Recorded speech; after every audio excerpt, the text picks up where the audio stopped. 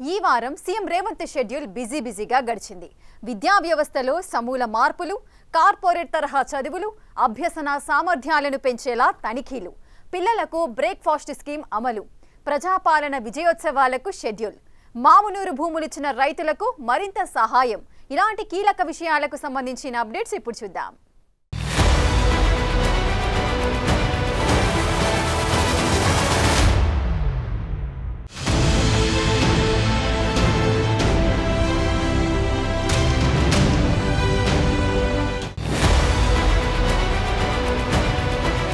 విద్యా వ్యవస్థలో సమూల ప్రక్షాళన, పిల్లల్లో బోధనాభ్యాసన సామర్థ్యాలు పెంచేందుకు రేవంత్ రెడ్డి ప్రభుత్వం ప్రతిక్షణం ప్రయత్నాలు చేస్తూనే ఉంది. ఇదే విషయంపై విద్యాశాఖను స్వయంగా చూస్తోన్న సీఎం రేవంత్ చాలాసార్లు రివ్యూలు చేశారు. ఈ వారం కూడా ప్రత్యేకంగా సమీక్షించారు. ప్రభుత్వ బడుల్లో చదువులు ఎలా సాగుతున్నాయి అన్నది చాలా కీలకం. పిల్లలకు ఏమైనా వస్తోందా లేదా, చెప్పేది అర్థమవుతోందా లేదా, సరిగా బోధిస్తున్నారా లేదా, ప్రతిభ చూపిస్తున్నారా లేదా, ఇలాంటి విషయాలను ఇకపై మానిటర్ చేయబోతోంది ప్రభుత్వం. ప్రతి 100 ప్రభుత్వ స్కూళ్లకు ఒక కమిటీని నియమించి విద్యార్థుల అభ్యాసన సామర్థ్యాలను పెంచాలనుకుంటోంది. ప్రైమరీ స్కూల్ స్థాయిలో ఎస్జీటీ, హెచ్ఎం, ప్రాథమికోన్నత పాఠశాలలకు స్కూల్ అసిస్టెంట్, ఉన్నత పాఠశాలలకు పీజీహెచ్ఎం సంబంధిత కమిటీల బాధ్యతలు చూడనున్నారు. వీరు స్కూళ్లను పర్యవేక్షిస్తూ వాటి స్థితిగతులపై ఎప్పటికప్పుడు డీఈఓకు రిపోర్ట్ అందించాల్సి ఉంటుంది. చదువులు వస్తున్నాయా, లెక్కలు చేస్తున్నారా, ఇంగ్లీష్ మాట్లాడుతూ ఉన్నారా, గ్రామర్ తెలుస్తోందా, ఇలాంటి విషయాలపై ఆయా కమిటీలు రోజువారీగా నివేదిక రూపొందించాల్సి ఉంటుంది.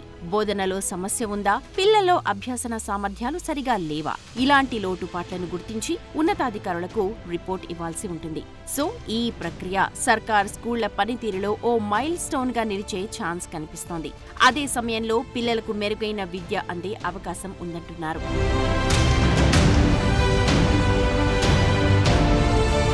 వరంగల్ జిల్లాలో నిర్మించనున్న మామునూరు ఎయిర్పోర్ట్ భూసేకరణ కోసం తెలంగాణ ప్రభుత్వం మరిన్ని నిధులు విడుదల చేసింది. 90 కోట్లు మంజూరు చేస్తూ ప్రభుత్వం ఉత్తర్వులు జారీ చేసింది. ఎయిర్పోర్ట్ అభివృద్ధికి 280.3 ఎకరాల భూసేకరణకు మొదట నిర్ణయం తీసుకుంది. ఇప్పటికే ఈ ఏడాది జూలైలో 205 కోట్లను రిలీజ్ చేశారు. అయితే మరో 90 కోట్లు కేటాయించాలన్న హనుమకొండ జిల్లా కలెక్టర్ ప్రతిపాదనలతో ప్రభుత్వం ఉత్తర్వులు జారీ చేసింది. మొత్తంగా 309 మంది రైతులు, మరో 50 మంది ప్లాట్ల యజమానుల వద్ద ఈ భూమిని సమీకరించనున్నారు. పనులను వేగవంతం చేసేందుకు అధికారులు గ్రామాల వారీగా భూసేకరణ ప్రక్రియ చేపడుతున్నారు. భూసేకరణతో నష్టపోతోన్న రైతులకు ఒక్కో ఎకరానికి 1,20,00,000 చొప్పున చెల్లించేలా రాష్ట్ర ప్రభుత్వం ఇప్పటికే నిర్ణయించింది.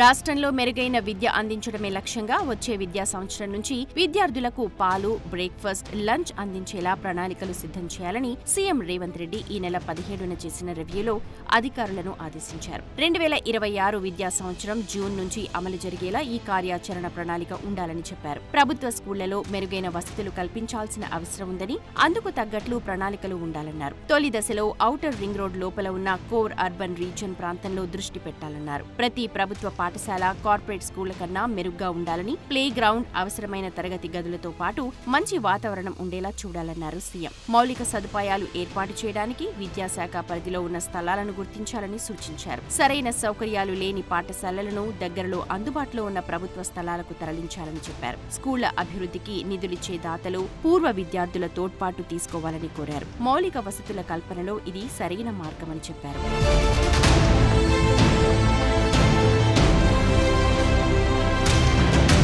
రాష్ట్రంలో ఆదివాసీల హక్కులు, అవసరాలు, వారి అభివృద్ధి కోసం రేవంత్ ప్రభుత్వం కట్టుబడి ఉందని మరోసారి నిరూపించుకుంది. ప్రధానమంత్రి జన్ జాతి ఆదివాసీ న్యాయ మహా అభియాన్లో తెలంగాణ ఉత్తమ పనితీరుని ప్రదర్శించింది. జాతీయ ర్యాంకింగ్లో 3వ స్థానంలో నిలిచింది. ముఖ్యంగా గిరిజన వర్గాలకు న్యాయం చేయడం, వారు నివసించే ప్రాంతాలను అభివృద్ధి చేయడం లక్ష్యంగా తెలంగాణ ప్రభుత్వం ఇటీవలి కాలంలో అద్భుతంగా పనిచేసి 3వ స్థానంలో నిలిచింది. అక్టోబర్ 17న ఢిల్లీ విజ్ఞాన్ భవన్లో జరిగిన ఆది కర్మయోగి జాతీయ సదస్సులో రాష్ట్రపతి ద్రౌపది ముర్ము చేతుల మీదుగా తెలంగాణ ప్రభుత్వం తరపున సెక్రటరీ కోఆర్డినేషన్ గౌరవ్ ఉప్పల్ అవార్డుని స్వీకరించారు. ఆది కర్మయోగి అభియాన్లో ఆదిలాబాద్, నల్గొండ, ములుగు, భద్రాద్రి కొత్తగూడెం జిల్లాలు ఉత్తమ ప్రతిభ చూపాయి. తెలంగాణ